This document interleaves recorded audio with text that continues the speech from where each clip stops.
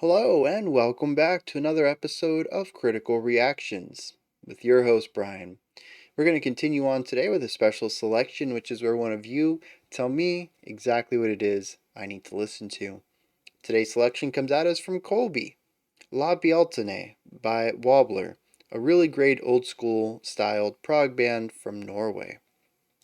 So that's what we're going to be getting into today. Let's see what Wobbler is bringing to the table.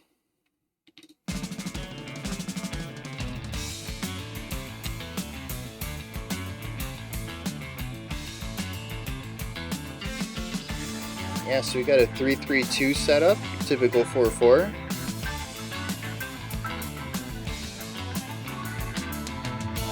Oh, no. That was 7. Where did I get the...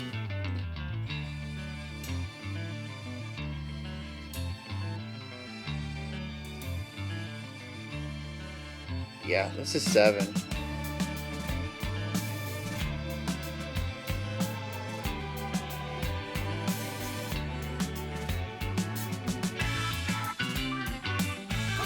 Definitely has a retro feel with the synthesizer, the vocal style, even the panning out of the vocals to the sides rather than having a center one. Very chill and relaxed, great guitar presence leading us on the journey here.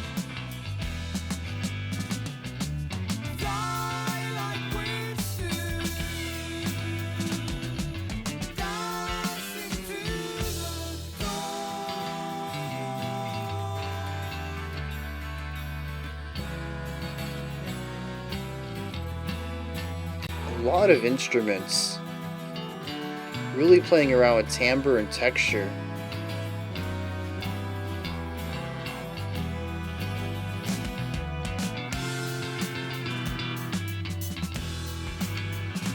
Had those harmonic hits in there on the guitar.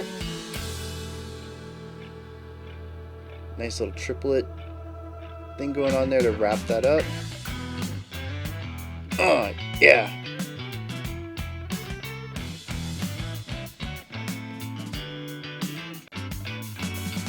That's so funky. Got a nice gnarly guitar sound too.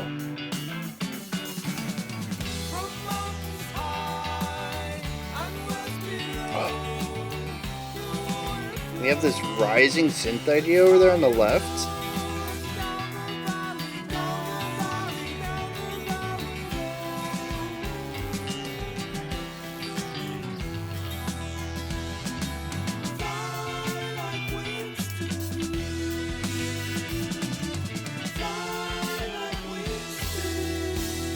That drum fill, alternating back and forth between the closed hi-hat and the snare, such a jazzy idea. Kind of a Rush vibe there too, right? With the bass and guitar harmony.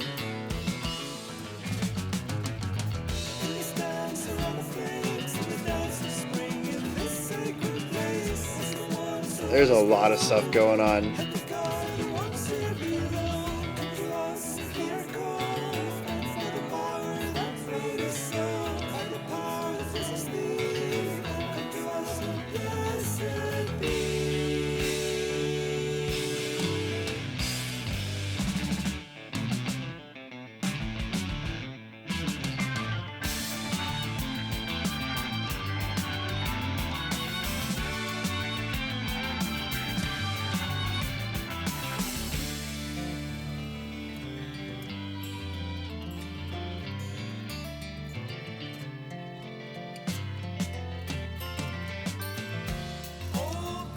The patience in that fill right there.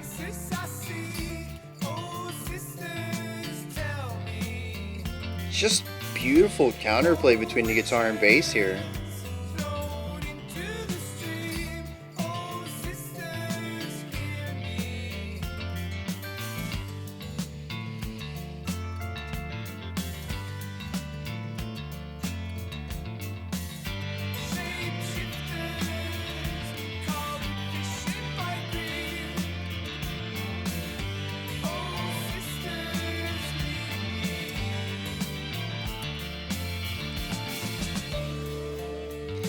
Yeah, so when we're in the 7, the snare stays on the same accented beats. It's constrained to the bar. So if you stick with it, you're going to be feeling the off beats. You got to change up your groove every bar.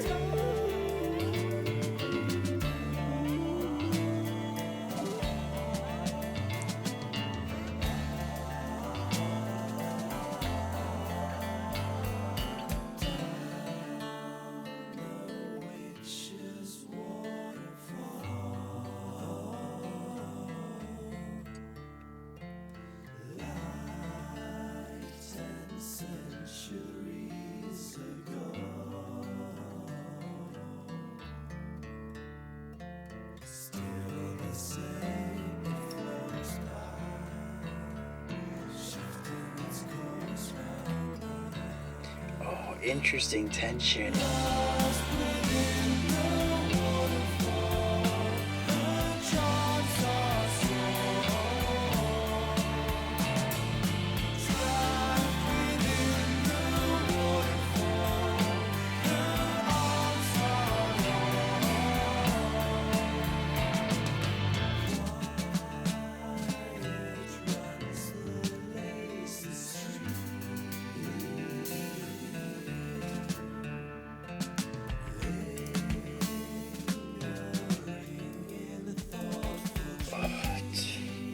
This drumming is so good.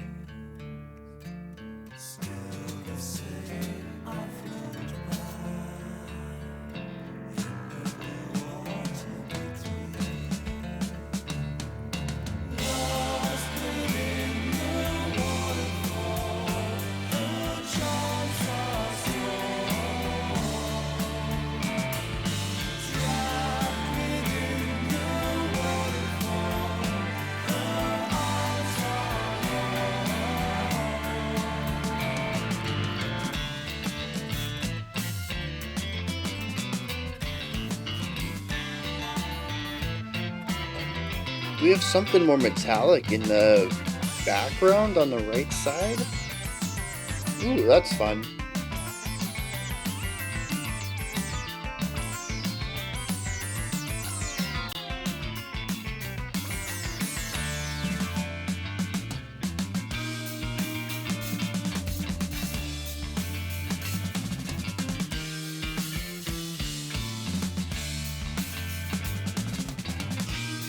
All the snare stuff is so good.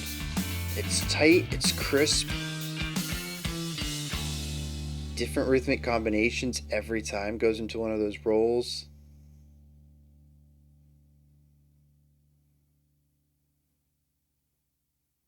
All right.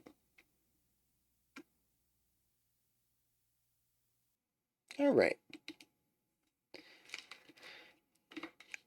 Yeah, I mean, like the first thing I just want to touch on is the hyper layeredness of it all.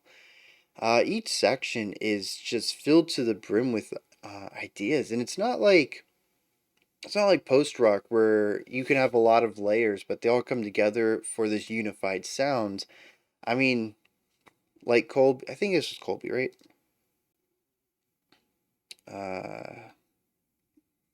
I don't know why that didn't work. Yeah, so Colby requested this one. Yeah, just like you said though, this harkens back to classic prog rock in a lot of ways. We can hear a lot of influence in here, everything from King Crimson to Genesis to Rush is in a lot of this. Some of you who are more familiar with prog rock can probably pick out more influences here than I can. Um, it makes me curious when this came out. Looks like 2011. Although, dang, this was recorded. It took, what, 18, 19, 20 months almost to record this. They started recording in 2009 and didn't finish until 2011. So yeah, definitely a modern take on it, sort of retro revival, if you will. And going back to the idea of layering, though, it's all about all of the individual parts doing their own thing in tandem with and against what everybody else is doing. It's a lot of single ideas existing simultaneously, and it is something to get used to listening to. The cool thing about it, though, is that most of the time, I don't know if it's because they're infusing modern ideas with the retro sound, but a lot of the times that we have a lot of these ideas going on all at the same time, layering up these unique concepts, they're usually working in tandem with each other rather than against each other, which is one of my bigger issues with a lot of prog rock was the pure experimentation of it. And that experimentation tended to lean towards ideas that were exciting to hear, but not necessarily working together well.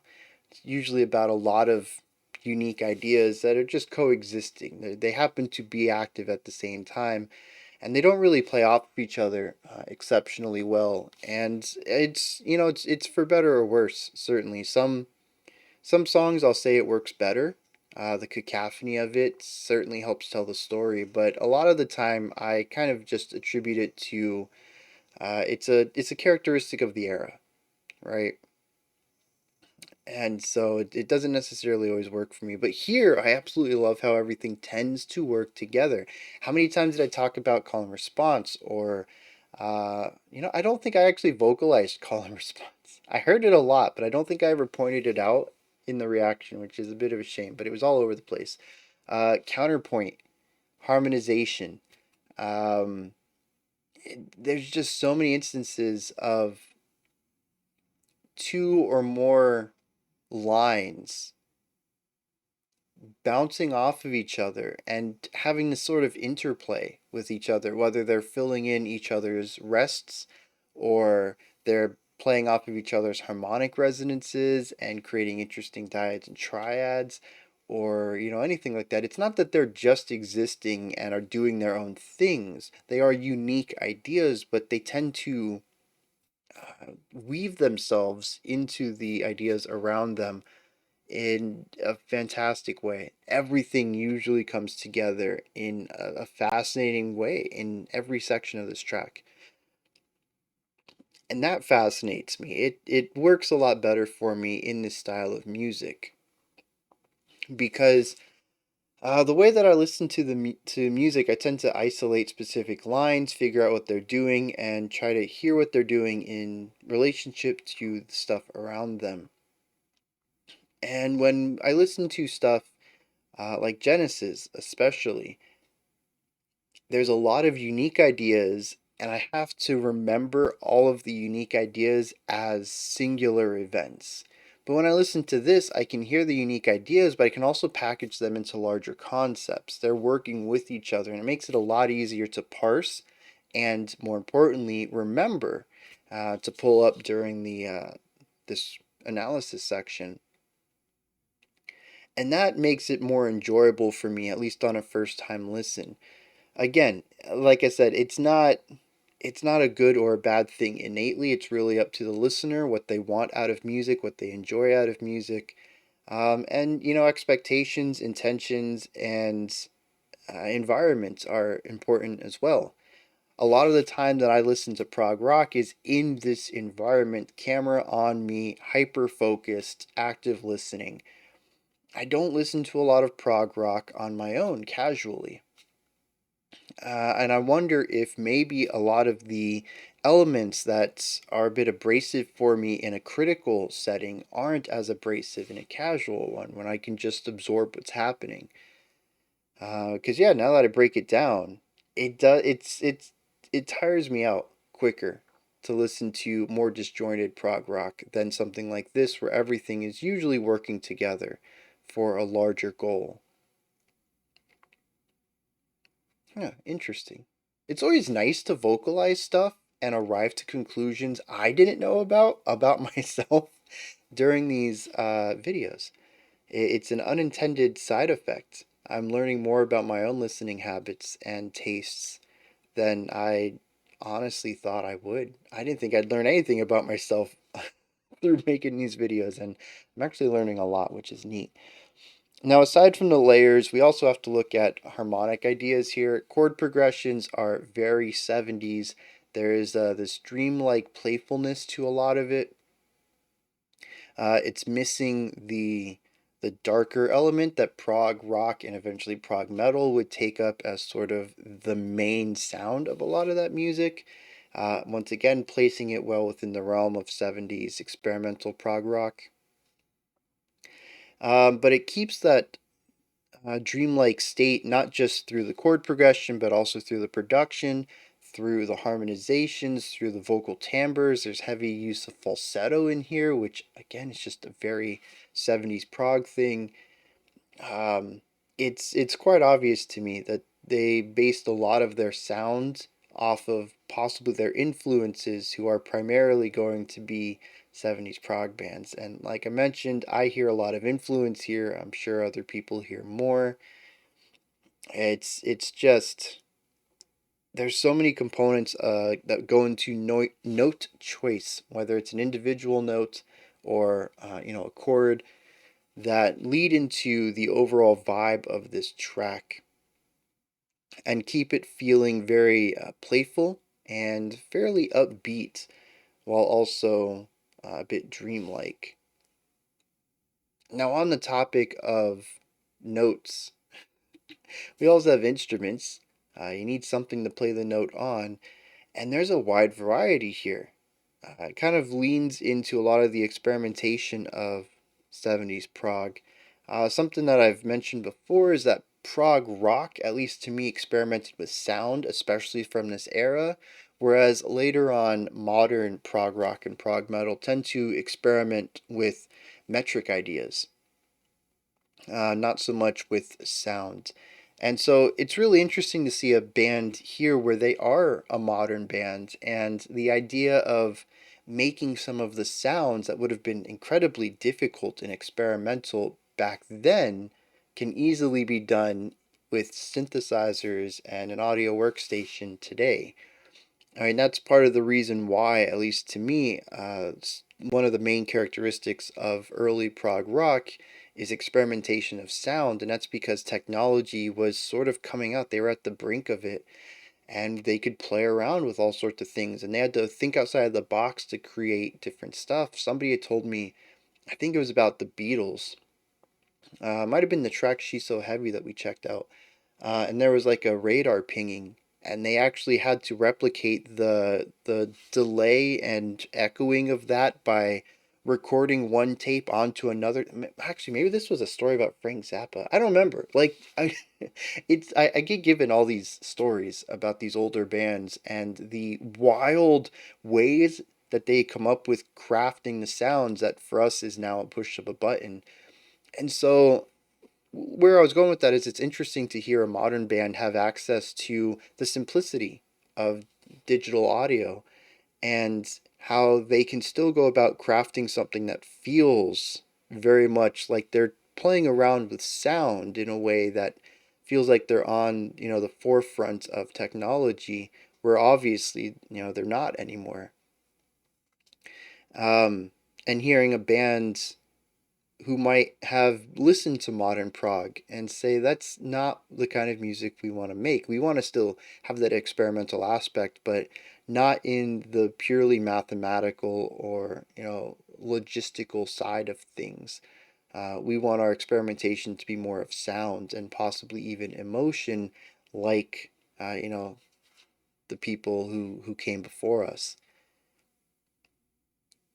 And to me, it just puts them in an interesting position where they are modern and they are making older music through modern means, but the older music was experimental because it lacked the modern means. And how do you go about wrapping your mind around that? And I don't know how they did it, but that's exactly, if you had told me this came out in the late 70s, even early 80s, as maybe the styles were shifting a bit and they were just looking more towards the past, I'd believe you in a heartbeat. There's very little in here that tells me it's a modern track. Um, and I think that's fascinating. Um, the last thing I want to touch on is structure, and this is just wholly linear. Am I wrong in that? I didn't catch any landmarks. I don't remember returning to anything. There were a couple of things that made me think, oh, maybe we've returned to this section. This sounds familiar, but it was more of a reuse of ideas, which kind of goes back to the concept of experimentation, in that a lot of this feels like we're constantly flipping the script. What if we take this instrument out, put this instrument in? What if we do harmonization on this instrument? What if these instruments are in clash, are clashing with each other? And each section feels like a new experiment, so to speak. And so when we return to vocal harmonies, my brain says, oh, we've done this experiment before. Are we hearkening back to this? And I don't know. Lyrically, musically, I didn't hear any landmarks, but that concept was brought back. And that makes me a little unsure of my read on the structure here. So I'm not entirely sure if this is linear or not, but it feels rather linear. But it has elements that call back, so it has a little bit of cohesiveness baked into it, even if it is completely, linear, forward walking. There was one more thing. Oh, yeah, dude, how could we forget? Is instrument timbre. We already kind of talked about the wide breadth of instruments present, but I really wanted to focus down on a couple of instruments that I really enjoyed, and that's the bass. Beautiful tone, beautiful presence, wonderful lines. It kind of danced between a jazzier sort of bass line and more melody driven rock style bass. And I jumped between the two styles often, and I found that I was always enamored with what the bass was doing. The guitar had a lot of different tones to it. The one in particular that I want to point out, I don't remember what it was. It was just gritty and sort of disgusting in a cleaner way. But it had a lot of bite and grit to it. I think it was during the funky section, wasn't it? And it was just, I love that tone. And I can't finish this analysis up without bringing some attention to the drummer, who frequently ends up doing some more rhythmic stuff, metronome style of drumming, but as often as it felt they could, they'd move into something melodic and drummed in a way that had nothing to do with time. They kept rhythm in a sense because they're a percussive instrument. They function primarily on texture and rhythm, but it was done in a way that felt melodic, like they were playing a drum solo that wasn't just about the speed or precision, but what if I play these notes, these three separate parts of the kit in a particular order? It almost sounds like I'm making a song out of it, a melody. And that's what we get out of a lot of the drumming that isn't purely metronomic, is this really nice melodic type of drumming where the drummer gets to express themselves much in the same way that a lead soloist might, as far as crafting a melody that goes along with the music surrounding it.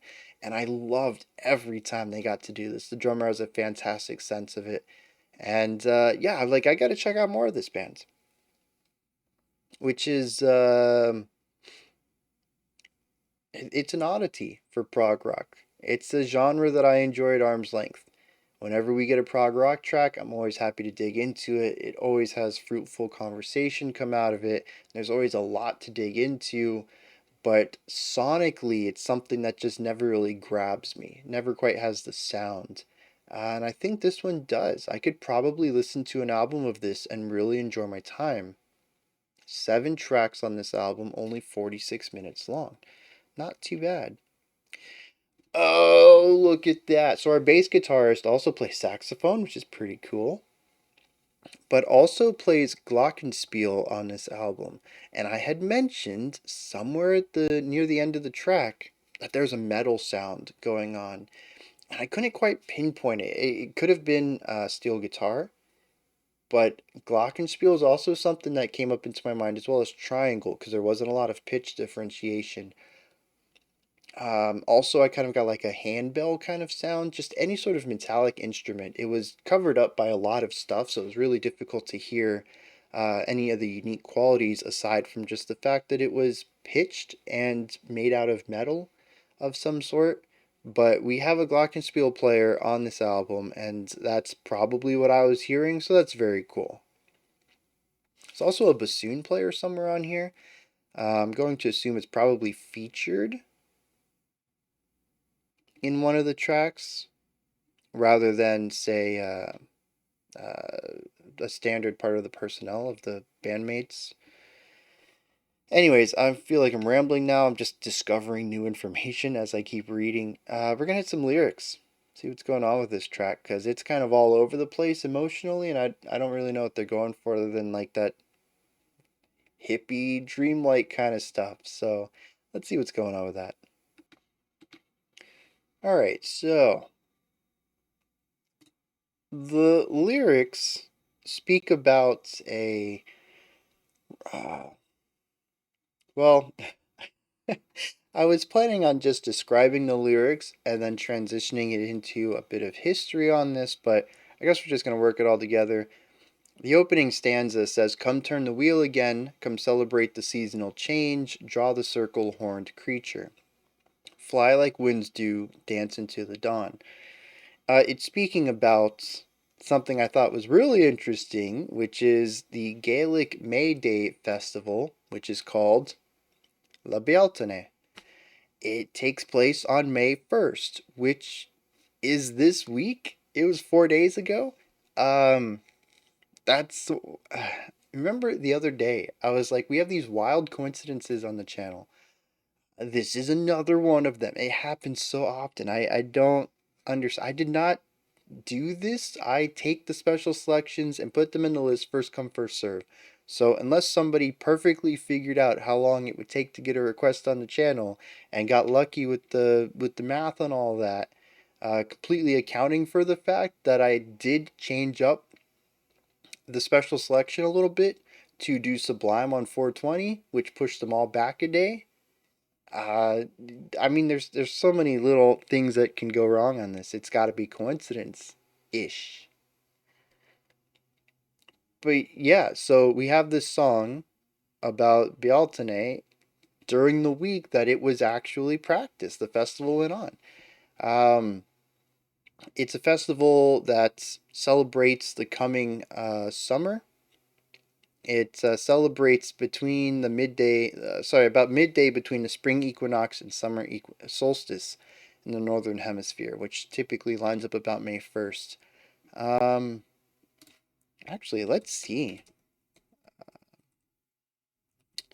2023. What is the specific day for it this year? No way. Oh, that's a music festival. So it'll be May 1st. But there's an anglicized pronunciation called Beltane. There's a Beltane music festival um, that starts today. That's that's wild. Um, and yeah, that too. The pronunciation of it. I've been saying Bealtaine, which is something I got from somebody who lives in Scotland, and this is a traditionally uh, Irish and Scottish festival. So I'm gonna kind of figure that that's more of a traditional pronunciation of it. But Beltane is an anglicized version, and if you look for Beltane festival, you'll find a lot of stuff for it. But given that the title is in Irish, I'm gonna keep saying it the traditional way about it. But anyways, the song lyrics, if I can find them again, I have so many tabs open about this festival now. The lyrics are about the festival itself and what they do. Says, "In this dance around the flames, in the dance of spring in a sacred place, western ones of waters flow, help to guard the ones here below." It talks about the festivities of the event. And it's very straightforward. There's no metaphor here. And so it does have this sort of was it pagan? Is that accurate? Whimsy to it. It's got a whimsical vibe of the practices that go into what happens during the festival. And so, at least to me, I don't know why, but sort of that dreamlike positivity in the music has a whimsy to it that perfectly lines up with stuff like this, which is unusual, at least in my experience with prog rock, is that the music um, can fit with what's going on lyrically, but it's not always the case. In fact, it's rarely the case because the music tends to be experimental in its own way, whereas the lyrics tend to be experimental in their way, usually with the help of some experimental substances. So,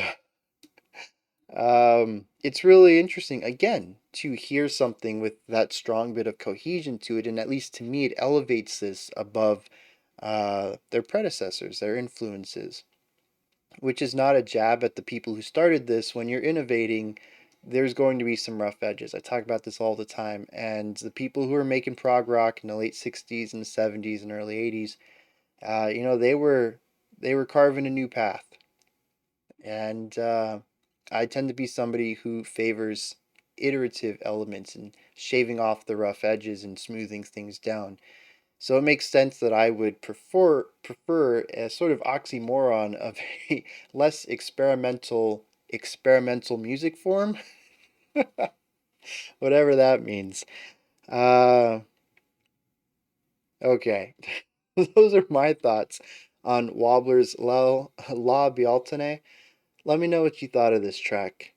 Put your thoughts in the comments if you enjoyed it, anything you'd like to add on to what I said, correct me on, anything like that. Above the comments is a description box. In there is the link for Linktree. Takes you to this menu here. You can find links to my music, ways to support the channel, and a link to the Discord server, as well as a bunch of other stuff above that. If you could, like, subscribe, and ring the bell. I greatly appreciate all three of those. That wraps it up for this one. We do have a creator request coming up. If you're a fan of post-rock or mathcore or emo, I think all three of those are kind of wrapped up in the press release I got for this band. So you should probably stick around for that. Otherwise, check you guys tomorrow, 5 p.m. Eastern Standard Time, 9 p.m. UTC. As usual, we're going to hit up an album review. Until next time, remember to be critical, not cynical, of the music you listen to, and have a fantastic morning, afternoon, or evening, whenever you choose to watch my videos.